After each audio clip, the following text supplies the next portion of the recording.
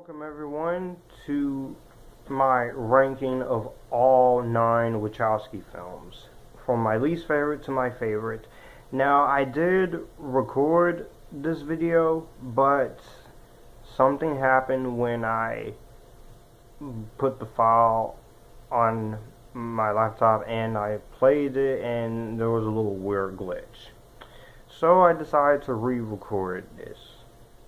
And let's get started with this. I know there are 10 movies because they directed Bound, or if you don't count the Animatrix or Ninja Assassin or V for Vendetta, it can be easy ranking for you, but I'm counting the two movies they didn't direct but produce and write, and I'm counting the Animatrix since it's part of the Matrix franchise. This is my personal ranking, so if you don't like the ranking, please don't get angry. Now let's get started. But in fact, I'm willing to hear what your list is going to be. So let's talk. Let's start. At number 9, we have The Matrix Revolutions. Now, as I said in my review of Matrix Revolutions, I do like this movie, but there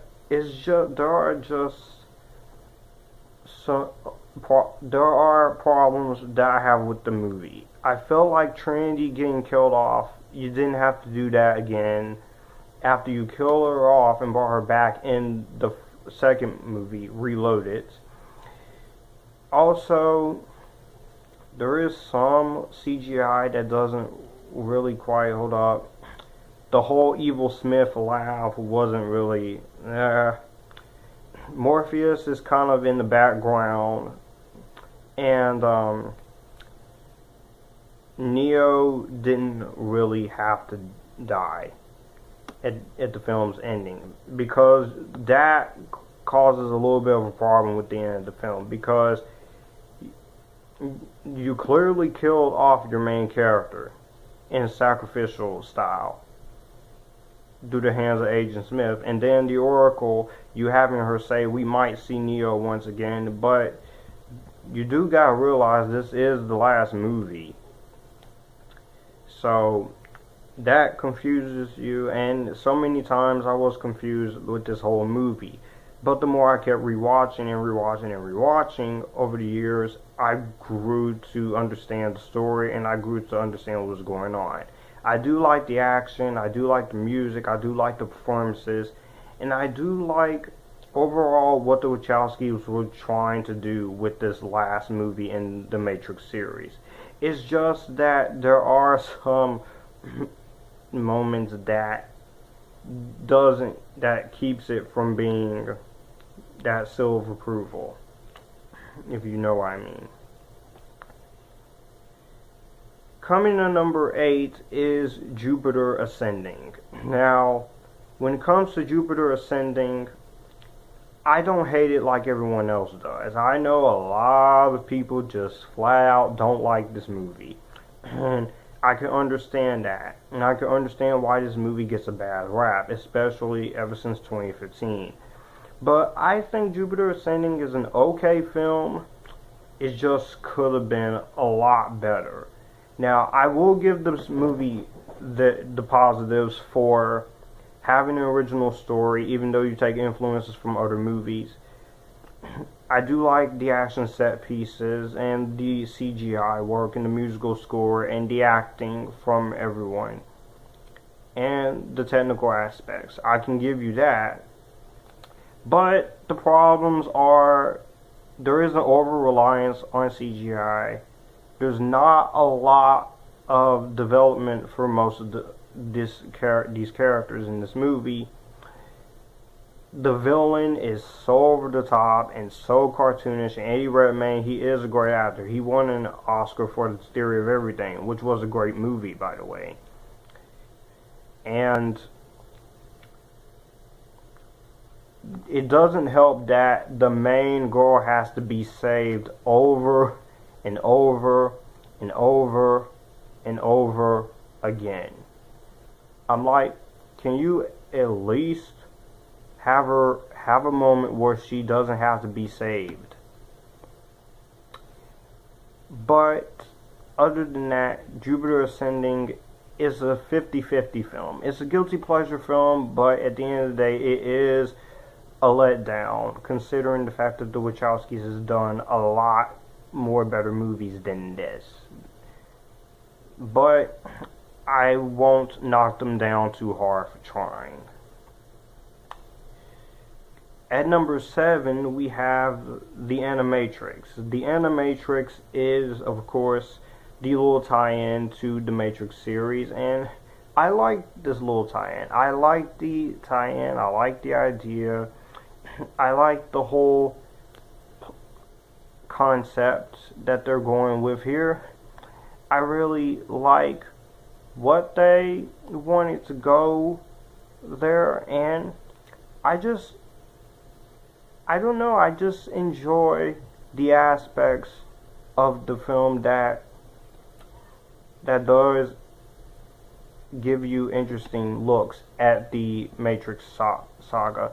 I like all the stories that they put into the film. My favorite stories, of course, are the Final Flight of the Osiris, that does tie into the second movie when Niobe talks about the Osiris. But the main favorites are the Second Renaissance parts 1 and 2. I love the Second Renaissance stories. Those are just cool. I love the use of CG animation, Japanese anime, and the voice acting is really freaking good. And aside from one weird moment in this little Animatrix thing, and aside from one moment that is very intense, I feel like the Animatrix is a pretty darn good tie-in to the Matrix trilogy. And the Wachowskis, they did help with a couple of the stories. And seven different directors, 9 animated stories. It's a lot of fun. Coming in number 6 is Ninja Assassin. Oh my goodness. This one, James McTeague directs this, and this was the second film he directed for the Wachowskis after V for Vendetta. And the Wachowskis, they did write the film and they did produce it. And I like this movie. I like the movie. I like the character that Rain plays, because that's he goes by in the credits. I like the action scenes, the fight scenes. There are bloody, they're rated R, hardcore. They don't hold back. You do have some cool slow motion shots, some cool music, and cool locations. Yes, I know Naomi Harris is in this film, and honestly, Naomi Harris, she's serviceable here. She doesn't really do much, but other than that, I do like the story. I like the interesting choices they went with. I like some of the creativeness that they wanted to go here, and I do like some of the other sequences in this film.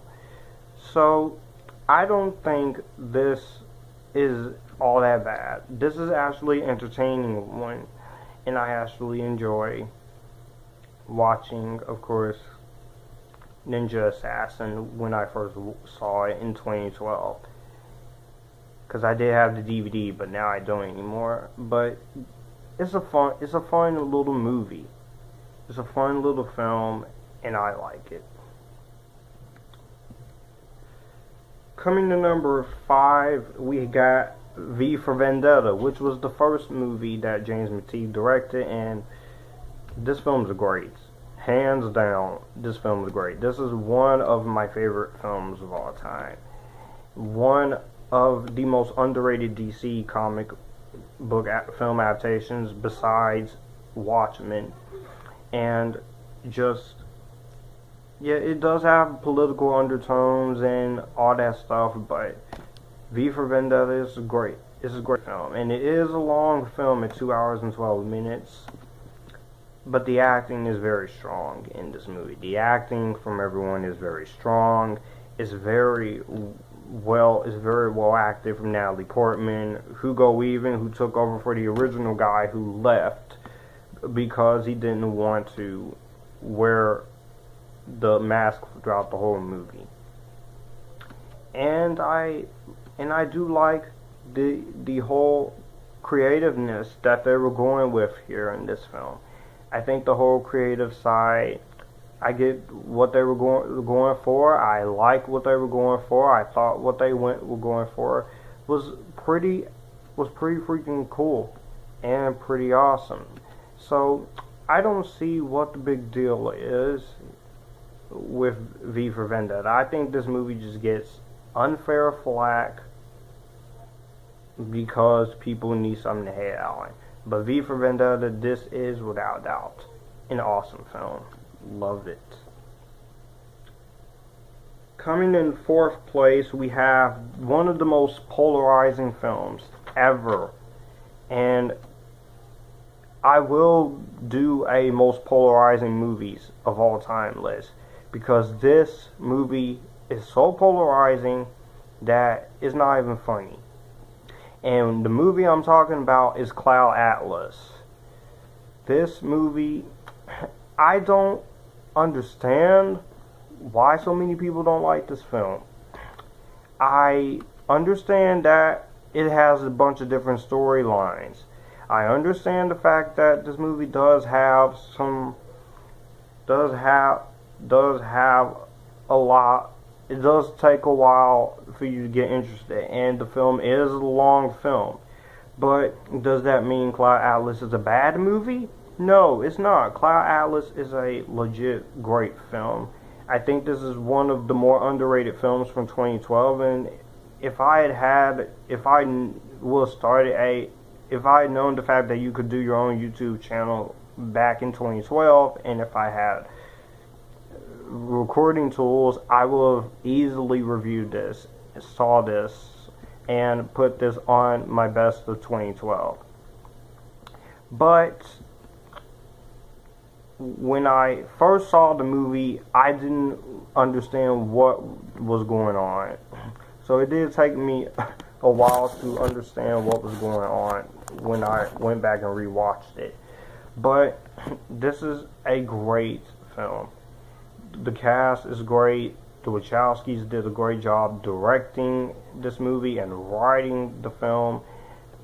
And with Tom Twyker, I like the concept. I like that it shows the actions of what we do in our everyday life. I love that kind of storytelling. It's very refreshing and very amazing to see. And I really like what they wanted to do here. And it was something different. It's something inventive. Now, of course, this is not going to be for everybody, so I will say, give it a watch on cable or online or Netflix or something before you decide to go ahead and buy.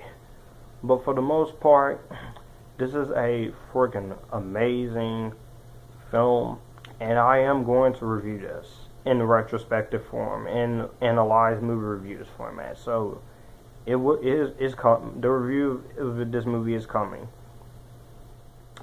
Coming in third place is Speed Racer. Here's an underrated one. A lot of people don't like this one because it's too cartoonish, it's too much, and all. Yeah. But I love Cloud Atlas. I love Speed Racer. And it might have something to do with me having never watched the show growing up. I never watched the show. I never watched the show. But for some reason, I like this movie. I don't know why. I just do. And it's kind of weird, and it's kind of cool at the same time. But I do have a lot of fun when I'm watching Speed Racer. Yes, there is a lot of bright colors, so if you can't handle bright colors, you are going to end up having motion sickness. But I love the bright colors. I like the choice of what they did. I like the acting, I like the CGI, I like the work done in this movie. My only problems is that it does go from multiple storylines, and sometimes I do get kind of lost, and there is 2 over-the-top cartoonish moments in this movie. But other than that, despite that,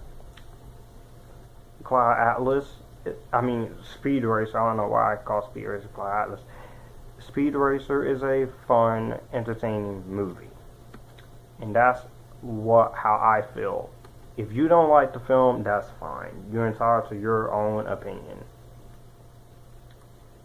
Coming in second place is the first Matrix movie. Now, my history with the Matrix movies is very simple. This was the first Matrix movie I saw. I saw this way back when I first watched it on AMC, and then I saw the second film on HBO, and then I saw Matrix Revolutions later on BET.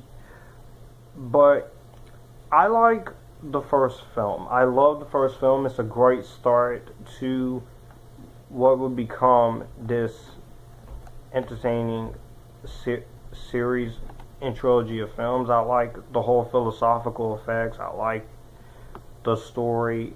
I like the choices that they decided to go with, and I like the whole idea of what is the Matrix. You can't be told what the Matrix is. You gotta see it for yourself. I like that stuff. I thought it makes for an interesting premise.